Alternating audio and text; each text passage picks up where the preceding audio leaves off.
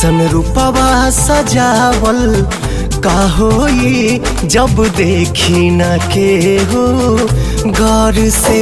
ऐसन रूपवा सजावल का होई जब देखी न के हो गौर से।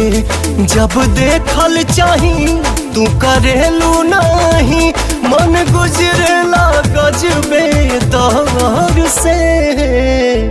तू हर कजरा लगावल का होई जब देखी न के हो गौर से।